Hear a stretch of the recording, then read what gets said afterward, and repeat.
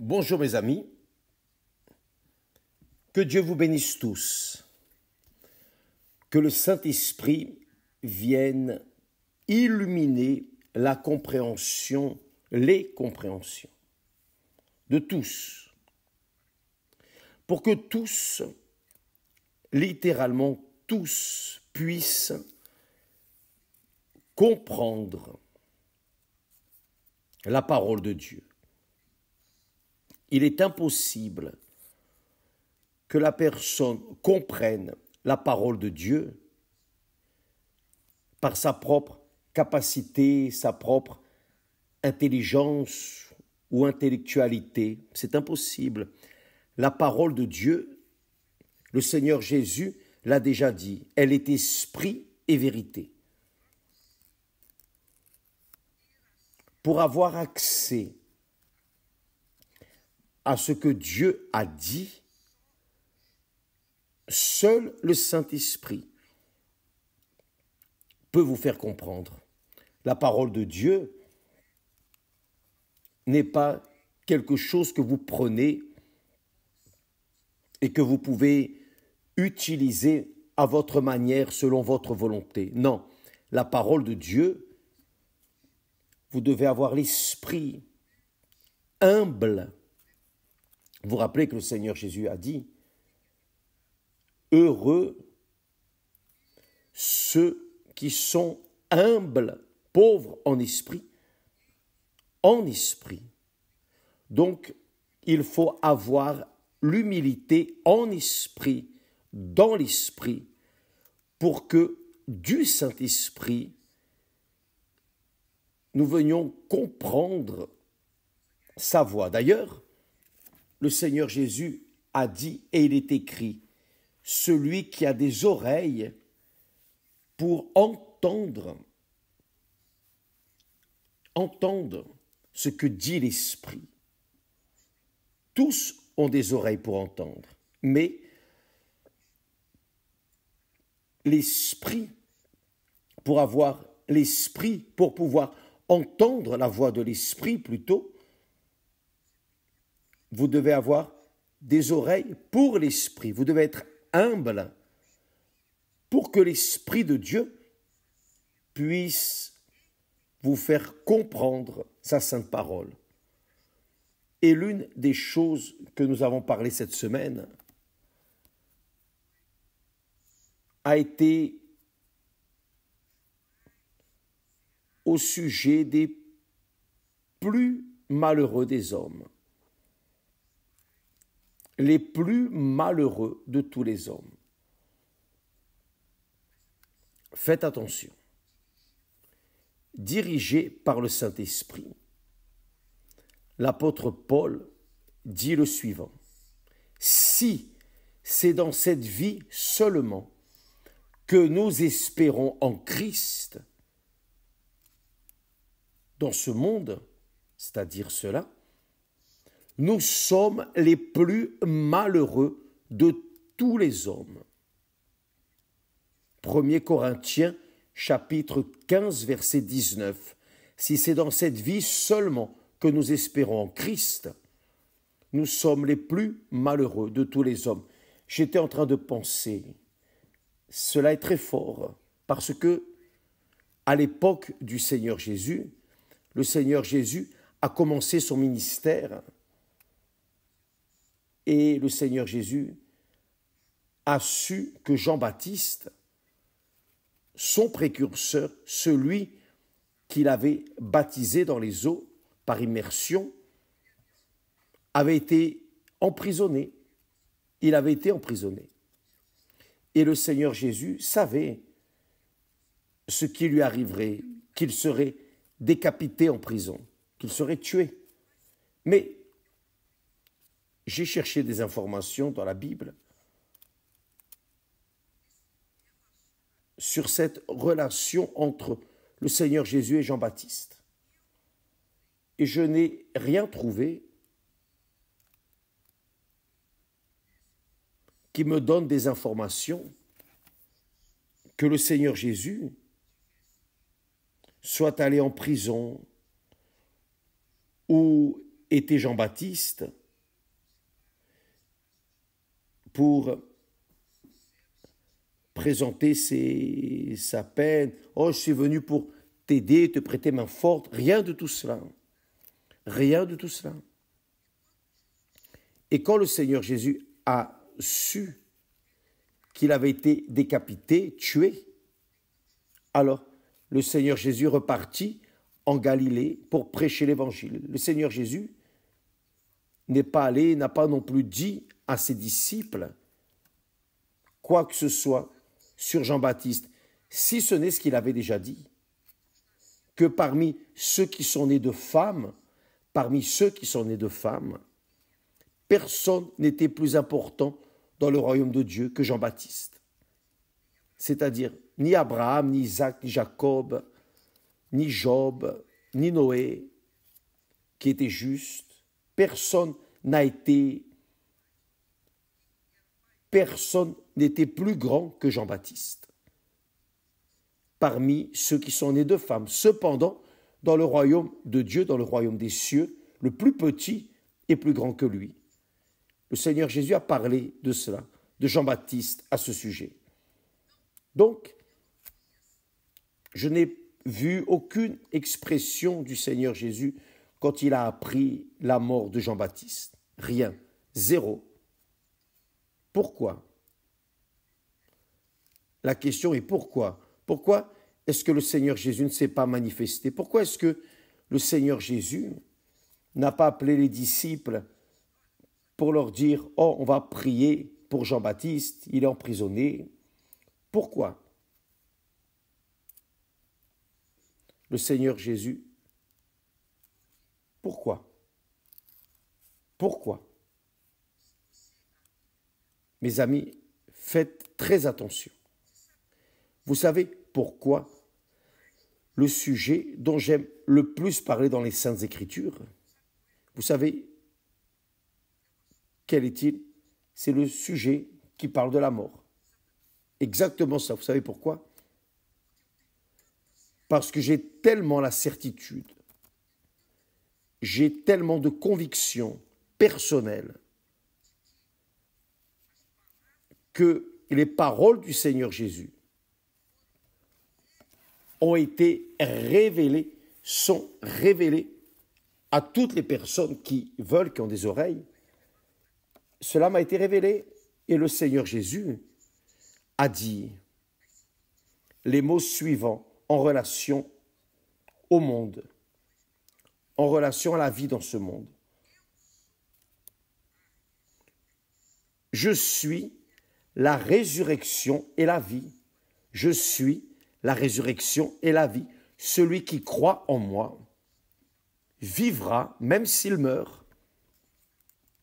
Qui est mort et vivra s'il croit dans le Seigneur Jésus? Toutes les personnes qui ne croient pas encore dans le Seigneur Jésus est mort, est morte.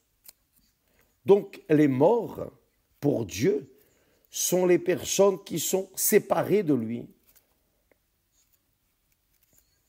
sont vivantes pour le monde, mais séparées de lui.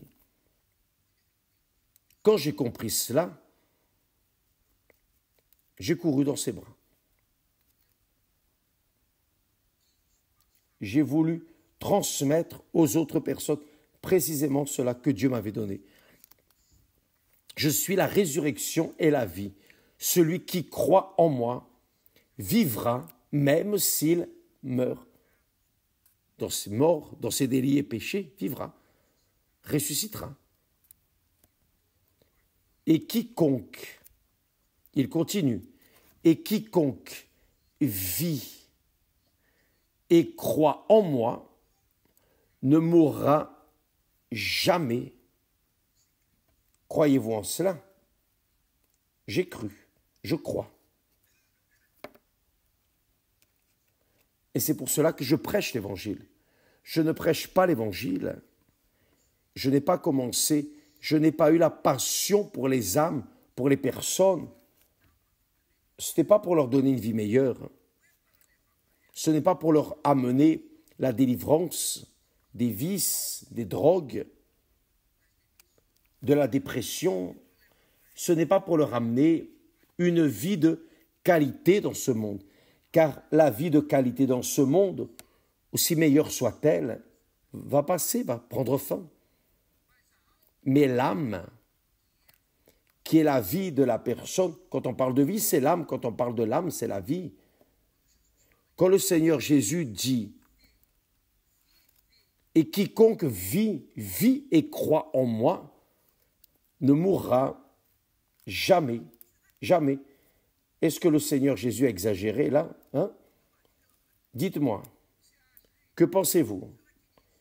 Est-ce qu'il a exagéré?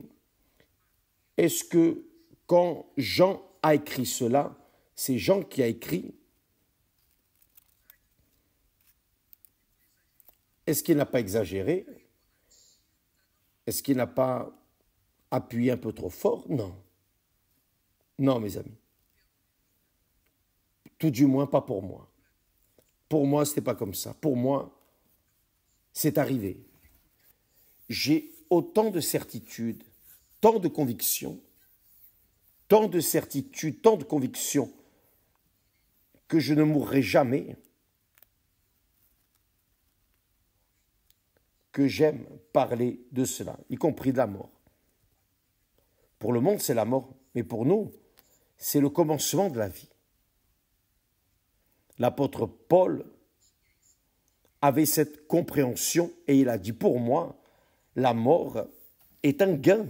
Croyez-vous en cela? Ou était-il en train de vouloir gagner les personnes, gagner la sympathie des personnes? Non, mes amis. Ça, c'est ma foi. Ça, c'est ma foi. Je ne sais pas la vôtre. Je ne sais pas pour les autres pasteurs, les autres parents de pasteurs, je ne sais de personne. Ça, c'est ma foi. Je connais ma foi. La foi, par exemple, d'Esther. Nous nous sommes mariés car j'ai cru dans son salut, que jamais elle ne mourrait non plus, car je ne voulais pas me marier à quelqu'un juste pour rester quelques années. Non, je voulais me marier pour vivre toute cette vie fort, allié, aidé à une personne forte. Et Dieu m'a donné cette personne. Donc, nous croyons cela. Donc, quand l'apôtre Paul dit que si c'est dans cette vie seulement que nous espérons en Christ, si notre foi n'est que dans cette vie, alors notre foi est émotive, elle est sensationnaliste. Tout ce que nous faisons est religiosité. Tout ce que nous faisons est du vent, va terminer. Mais pour celui qui a cette même conviction que le Saint-Esprit m'a donnée, a donné à Esther, nous a donné, qui a cette conviction, cette foi surnaturelle. Ce n'est pas une foi naturelle que vous plantez du riz, vous allez moissonner du riz ou des haricots, non. Vous plantez votre vie dans la parole de Dieu et jamais vous ne mourrez. C'est ce que le Seigneur Jésus dit. Cette foi est surnaturelle. Cette foi n'a pas de sentiment, n'a pas d'émotion. Cette foi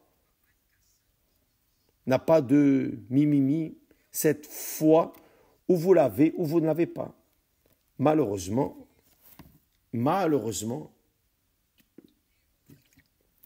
quand nous lisons ces commentaires ces derniers jours au sujet du jeune homme qui est mort, du pasteur, en parlant de ça, j'aimerais vous dire qu'ici en Europe, il y a une fièvre de prêtres se suicidant, le saviez-vous? C'est quelque chose d'impressionnant, j'ai su ça aussi. Mais l'important, c'est que lorsque nous croyons dans ce qui est écrit, c'est une révélation de Dieu lui-même de l'auteur de cette parole. Il transmet cet esprit, cette foi, cette conviction, cette certitude. Et à cause de cela, nous n'avons pas peur de la mort. La mort n'effraie pas, au contraire. Elle est le prix, dirais-je ainsi, elle est le prix de notre conquête éternelle, car tant que nous vivons dans ce monde, nous devons supporter, tolérer ceux qui sont débiles dans la foi. C'est-à-dire, débiles dans la foi sont les personnes qui vivent une foi sentimentale, une foi émotive, une foi superficielle, une foi naturelle. La foi naturelle, c'est comme ça, c'est le suivant. Elle n'a même pas besoin de croire en Dieu pour avoir une foi naturelle, pas besoin de croire en Dieu. N'importe quel incrédule sait que s'il travaille, il va gagner. N'importe quel incrédule sait que s'il plante du riz, il va moissonner du riz. N'importe quel incrédule sait que ce que l'on plante aujourd'hui, on va le moissonner demain. N'importe quel incrédule sait que tôt ou tard, nous allons tous sortir de ce monde. Nous allons laisser notre corps, nous allons nous séparer de notre corps. Tout le monde sait cela. Maintenant, ce que peu ne savent pas qu'est la foi surnaturelle, c'est que qui croit dans le Seigneur Jésus ou qui est dans le Seigneur Jésus, qui vit dans le Seigneur Jésus, qui vit en esprit, on parle beaucoup de cela, vivre en esprit ou dans l'Esprit Saint, qui croit. Le Seigneur Jésus a dit, celui qui, il n'a pas dit, il a dit, et quiconque vit, est en train de vivre et croit en moi, ne mourra jamais, ne mourra jamais. Il est déjà sorti de la mort pour la vie éternelle. Je suis déjà sorti de la mort pour la vie éternelle. Il n'y a pas de diable, de démon, de sorcellerie, de magie, de politicien. Il n'y a rien dans ce monde qui peut tuer quelqu'un qui est déjà mort pour ce monde. Je suis déjà mort pour ce monde. Je ne vis pas dans ce monde. Car ma foi n'est pas appuyée dans les choses que l'on voit de ce monde. Ma foi n'est pas appuyée dans ce monde. Ma foi n'est pas appuyée sur le succès, les conquêtes matérielles. Rien de tout cela. Ma foi n'est pas appuyée sur des personnes, des êtres chers, des amis, des connaissances. Non. Ma foi est appuyée sur mon Seigneur Jésus. Et lorsque nous avons la foi appuyée sur le Seigneur Jésus, elle est appuyée sur sa parole. Quand j'appuie ma foi sur la parole du Seigneur Jésus, j'appuie ma foi sur le Seigneur Jésus. C'est la réalité. C'est une foi surnaturelle. Quand le Seigneur Jésus a dit, là en Actes, chapitre 1, verset 8, il a dit,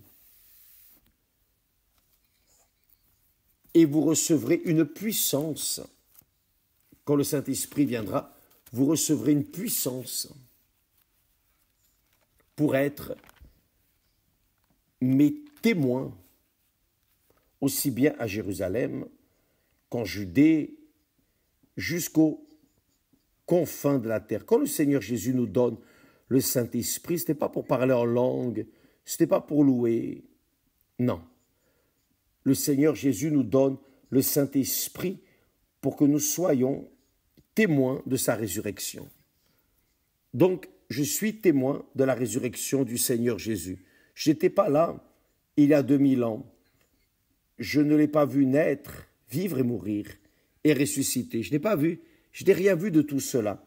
Je ne suis pas témoin oculaire, mais je suis témoin vivant de la foi qu'il m'a donnée dans la personne du Saint-Esprit.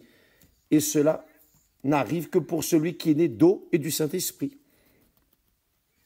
C'est pour cela que Paul dit aussi, si quelqu'un n'a pas l'esprit de Christ, il ne lui appartient pas. Et Paul avait le même problème que nous avons aujourd'hui. Des personnes, là au milieu d'eux, des disciples, des apôtres,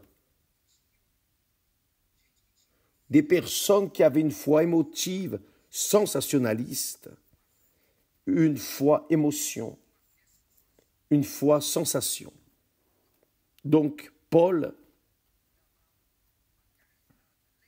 envoie là une lettre quand il dit « Si quelqu'un n'a pas l'esprit de Christ, il ne lui appartient pas. » C'est-à-dire, il reste mort. Il reste mort. Mais ce qui est bien, c'est que il nous a donné la parole, sa parole, pour garantir à ceux qui sont morts dans leurs délits et péchés, morts pour Dieu, morts pour Dieu. Il dit, « Je suis la résurrection et la vie.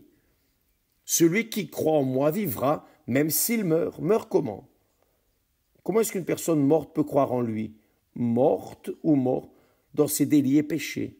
Car pour Dieu, dès l'instant où l'homme est tombé en tentation, qu'il a péché, il est mort pour Dieu. C'est ce que Dieu a dit à Adam et Ève. Si vous mangez du fruit de cet arbre, vous mourrez. Ils sont morts pour lui, pour Dieu. Et réellement, ils ont été séparés de Dieu. Dieu s'est séparé d'eux car mourir physiquement, nous savons ce qu'est mourir physiquement, mais mourir spirituellement, les personnes naissent déjà mortes. Je ne sais pas si vous le saviez, mais les personnes naissent déjà mortes. Tout le monde naît déjà mort. Les personnes naissent mortes, pourquoi? Parce qu'elles sont nées dans le péché. Donc séparées de Dieu. Pour Dieu, la mort, c'est la séparation, juste ça. La mort, c'est la séparation. Donc, quand la personne naît, elle naît déjà séparée, elle est morte. Mais si cette personne croit dans le Seigneur Jésus, même si elle est morte, comme c'est dit, même s'il meurt, il vivra. Pourquoi? Car il a cru en lui, croit en lui. J'ai cru dans le Seigneur Jésus. J'ai cru dans les religions. J'ai été catholique, j'ai été spirit, j'ai été ceci, cela, j'étais de tout. Sauf vivant, j'étais un mort vivant. Jusqu'au jour où j'ai connu le Seigneur Jésus, j'ai cru dans le Seigneur Jésus, dans sa parole, et dès l'instant où j'ai cru dans cette parole, j'ai ressuscité. Il m'a donné la vie, c'est écrit. Et quiconque vit et croit en moi ne mourra jamais. Donc, mes amis, pourquoi suis-je en train de dire ces choses? Je parle ces choses car beaucoup de personnes, la majorité des personnes qui sont dans les églises, y compris l'église universelle, y compris des pasteurs, des évêques, des épouses de pasteurs, des épouses d'évêques, nous savons qu'ils ne sont pas nés de Dieu.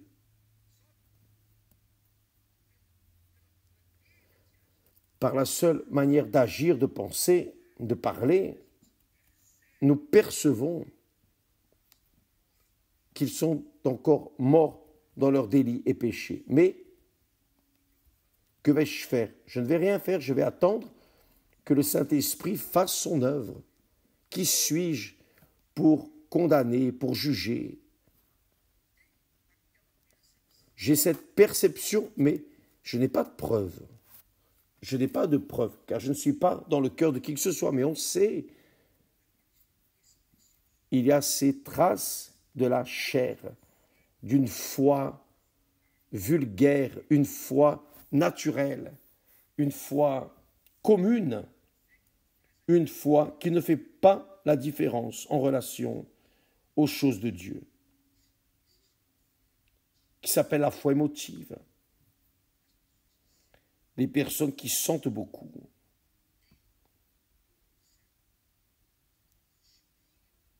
qui ont leur esprit, disons, appuyé sur ce sentiment. Ce sont des personnes, malheureusement, qui sont encore mortes, séparées de Dieu, en d'autres mots. Elles ne croient pas encore dans le Seigneur Jésus. Car lorsque l'on croit dans le Seigneur Jésus, véritablement, et croire en lui, c'est se lancer, c'est se livrer. Voici ma vie.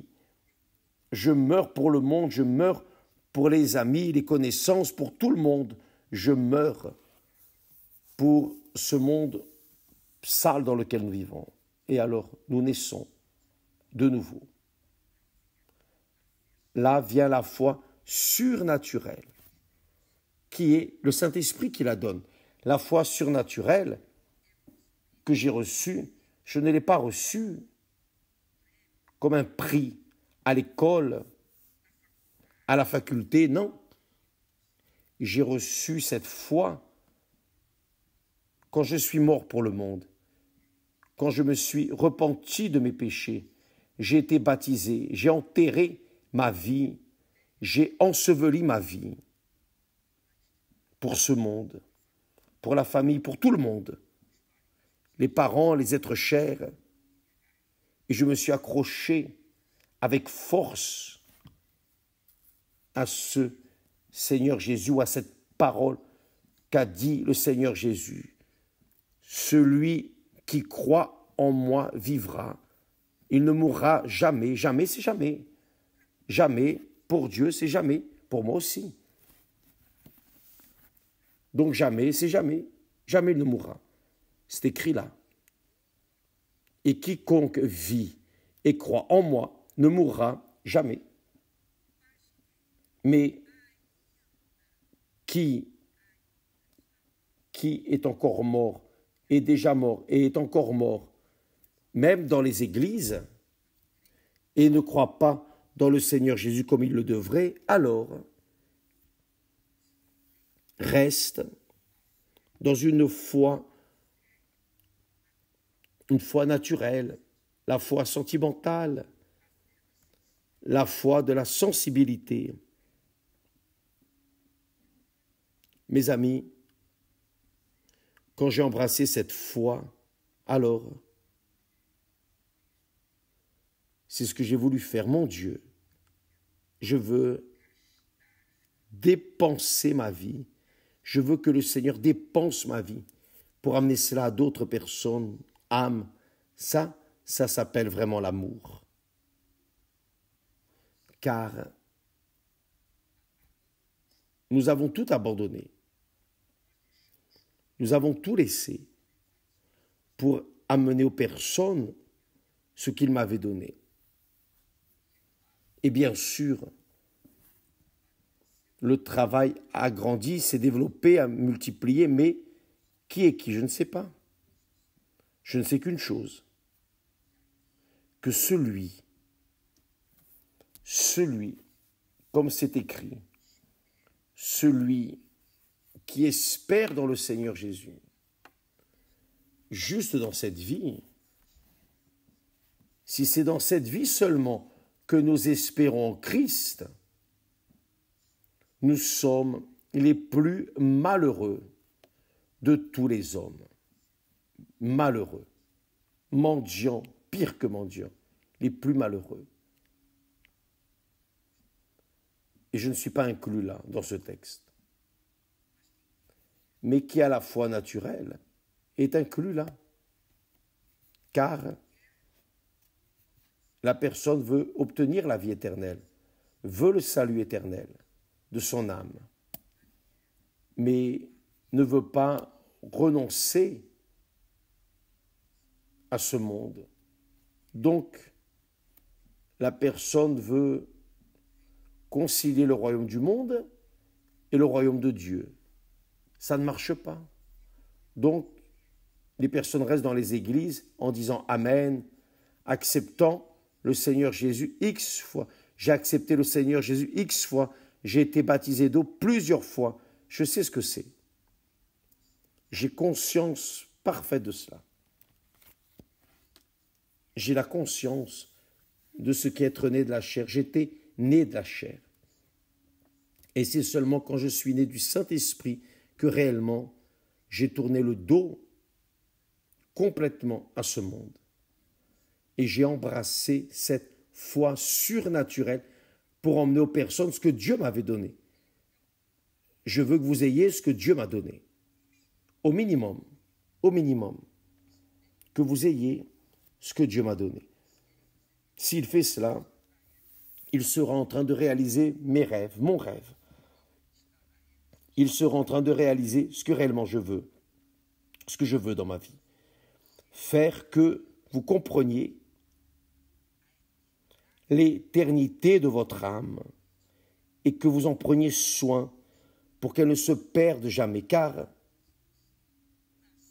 si vous naissez d'eau et du Saint-Esprit, jamais plus vous ne serez lié à ce monde. Votre foi sera liée à des émotions, des sentiments. Votre foi sera liée, appuyée sur le raisonnement, la raison, sur la raison.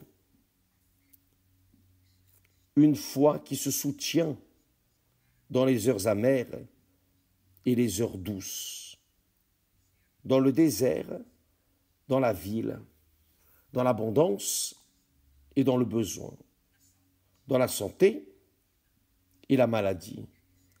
Quelle que soit la situation ici dans ce monde, qui est à la fois surnaturelle, qui est le Saint-Esprit qui la donne, alors celui-là sait où il va et est complet.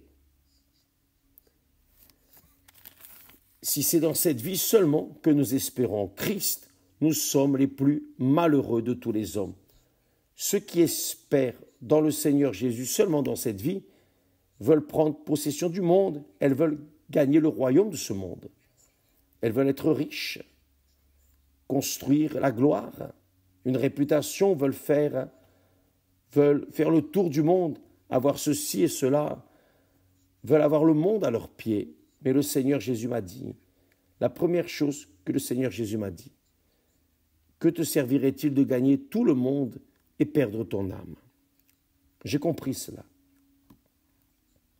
J'ai compris que tout ce que je faisais et m'efforçais était invalide. Car à quoi bon gagner le monde entier et perdre mon âme?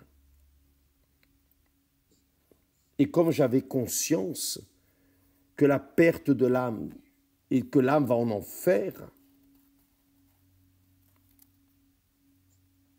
je n'ai pas titubé, je me suis livré immédiatement.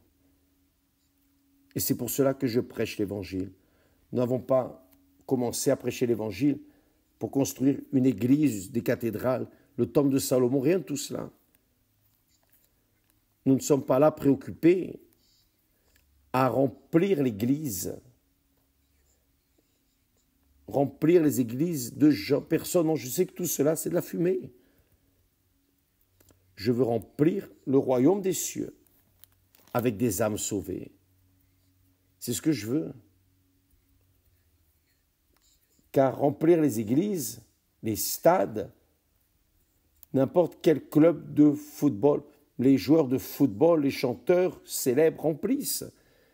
Mais je veux remplir le royaume des cieux, le royaume de Dieu, avec des personnes qui vivront l'éternité avec moi, avec notre Seigneur Jésus-Christ.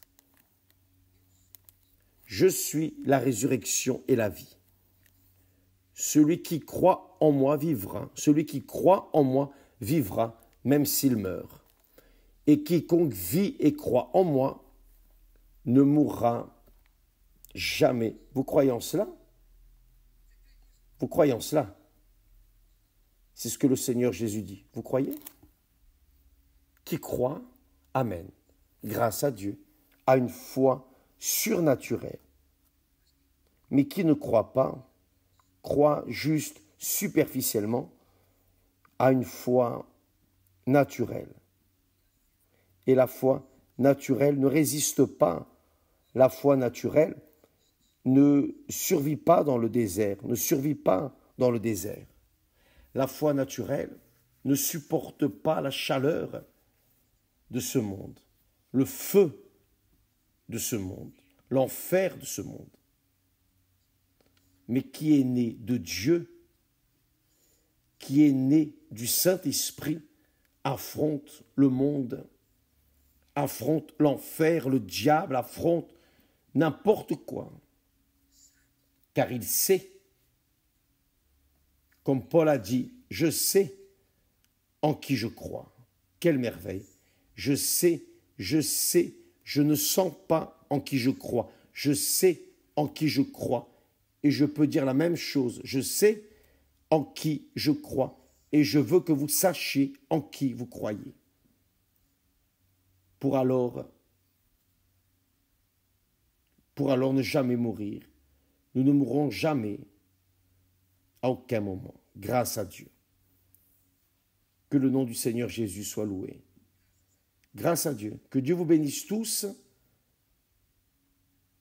Et à plus tard, à 9h, 9h30, nous aurons le programme. Esther et moi.